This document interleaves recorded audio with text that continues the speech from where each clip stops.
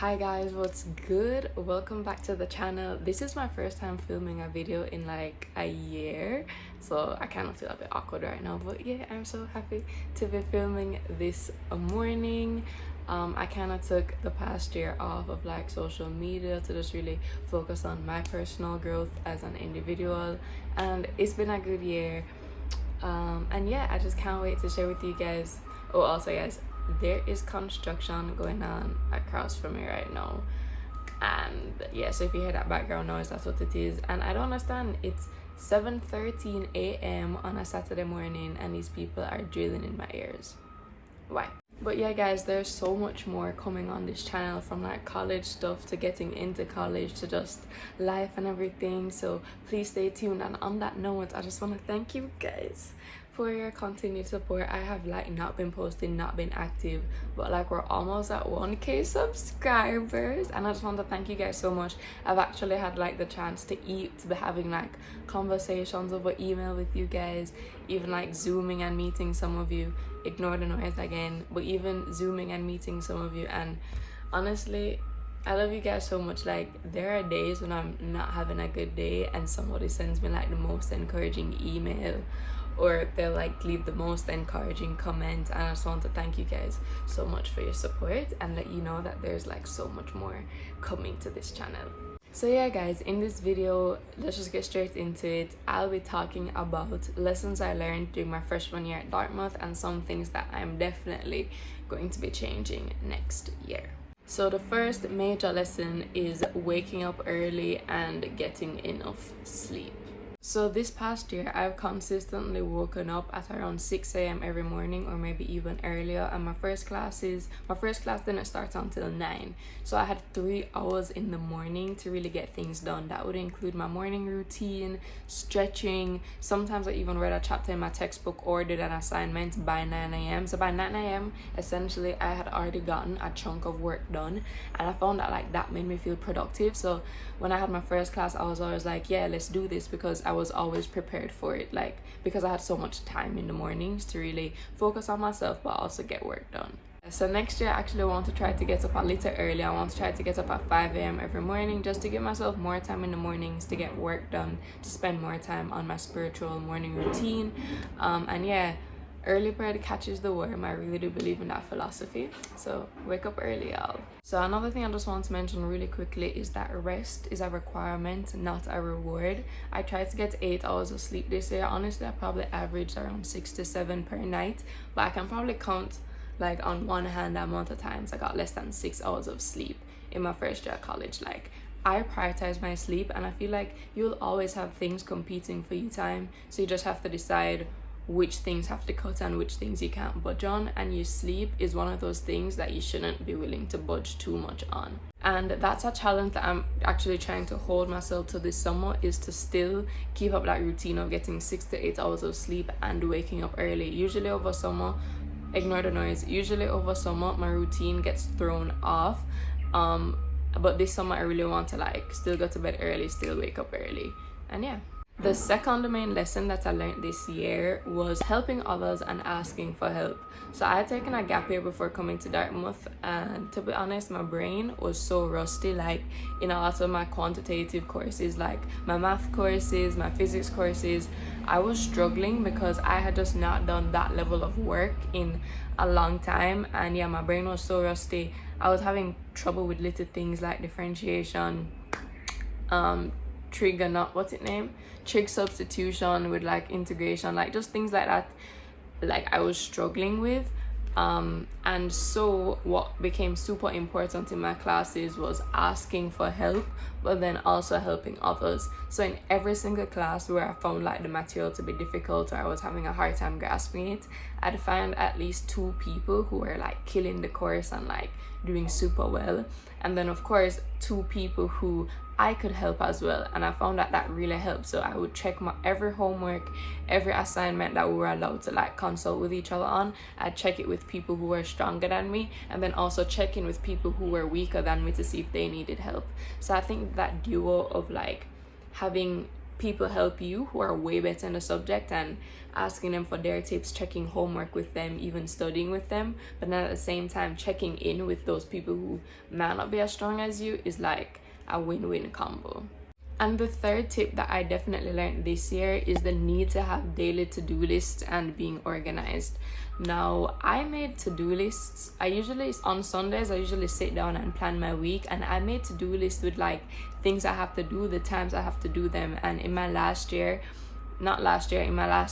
that became super important because I took on an extra course. So like my schedule was ridiculous. And having those daily to-do lists and just keeping track of my work and what I had to do came in super handy. And I'll show you guys what exactly I do to stay organized, how exactly I plan my week, and how exactly I organize my life in another video, so stay tuned for that.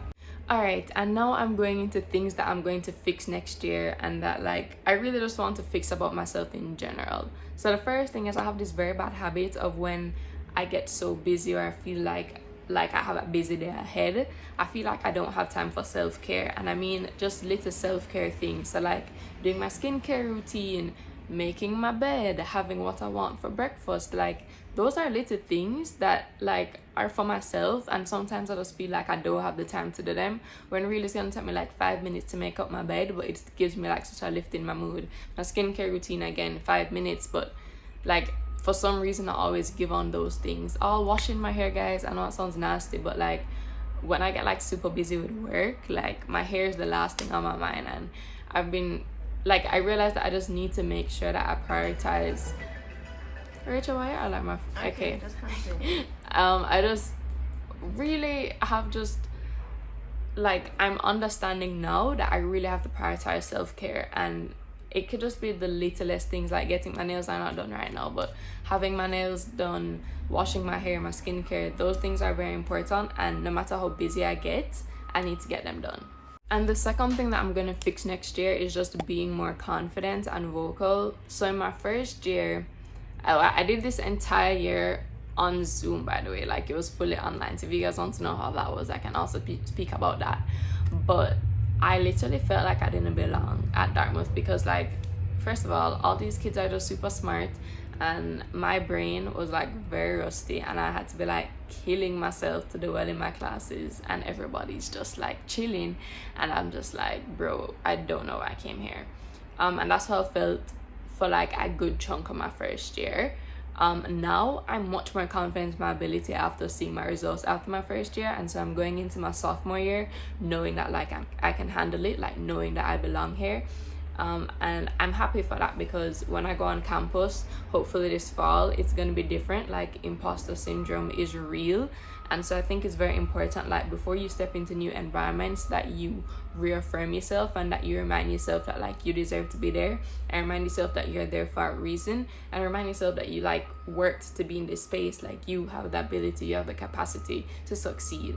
So like don't watch people and just do your thing. And then another part of like being confident is also being more vocal. So like in my last term, I was way more like active in my classes. I asked questions when I wanted to. Like I really didn't care about looking dumb when I was asking questions, and it's so weird because so many people like reached out and commended me for like being so confident or being so vocal in class. And even my professors just like, Lindsay, I just love how you ask questions. The thing is in the background. What was your face? And on the note of just having more conversations, like I got to know when, like in my last time when I was feeling more confident and I was like, yeah, I'm gonna end this year with a bang. I got to know so much of my professors much more. I got to know some upperclassmen way more. And guys, professors and upperclassmen are like two amazing resources. Upperclassmen have helped me like choose my courses, plan out something that we have at Dartmouth called our D plan, which is essentially like how we're going to spend the 4 years at the school and which classes we're gonna take.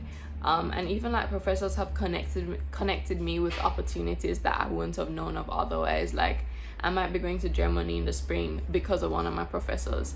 So it's, girl, why I have so much alarms in the morning? Just continue.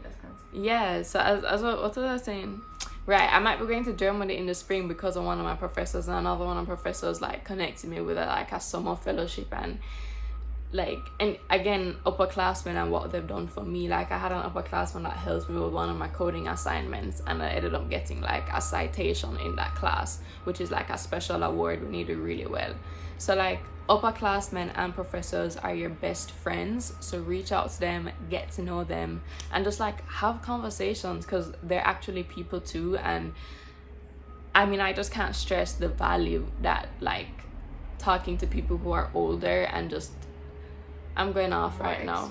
Yeah, come, let's do this clip over. No, let me just fix the last sentence. No, please. That was so long. Just, yeah, I know, so I'm just gonna like condense it. But yeah, I can't really overstress the value of upperclassmen and professors, because they're just such good resources, and I've gotten so much help from them. Yeah, just like, don't be afraid to have conversations with them. Like, just get to know them, because it's they just have so much to offer. And then the last tip is taking it easy and just viewing everything in perspective. So we all know that like the last year has been rough for a lot of people, and sometimes you really just need to give yourself some grace. I've been giving myself so much grace this past year, and I feel so good about it. And also just viewing everything in perspective. I mean, like, if you fail an exam, it's generally not the end of the world. Like, you know what I mean? If you have to drop out of college, God forbid, but you know, like, just understanding that life is so much bigger than like what society tries to make us feel is important. You know what I mean? So just view everything in perspective. I promise you will be okay in the long run. Alright guys, so yeah, that's it for this video. I tried to keep it short, tried to keep it sweet. I am so excited for what's coming, guys. Please let me know what you want to see as well. I'm so excited. And yeah, today's quote of the day is, when you change the way you look at things, the things you look at change. Don't know who said it, but I think it's true and meaningful. So yeah, have a good one guys, till next time. Bye.